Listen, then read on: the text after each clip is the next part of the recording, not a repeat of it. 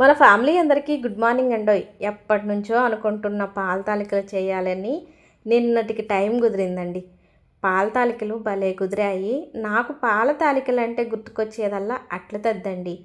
అట్ల తద్దె తీర్చుకుంటాం కదా, ఆ టైంలో అంటే నాకు తద్ది తీర్చిన రోజైతే ఈ అట్లు పాల తాలికలు తినే అసలు టైమే లేదు. అంటే ఆ రోజంతా ఉపవాసం ఉంటాం కదా, నైట్ పూజ అయిపోయిన తర్వాత ఉపవాసం చెల్లించి అట్లు పాల తాలికలు తిందామన్నా తినాలి అనిపించలేదు ఆ టైం అప్పుడు.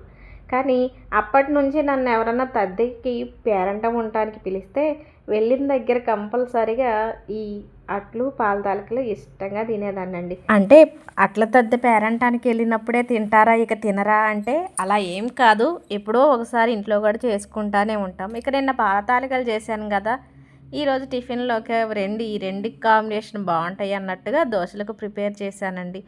ఈరోజు ఉదయం దోశలు పోసుకొని పాల తాలికలతో తింటున్నాను. సూపర్ ఉన్నాయి. పాల తాలికలు చేసిన విధానం లాంగ్ వీడియో ఈ వీడియో కింద లింక్ పెడతాను.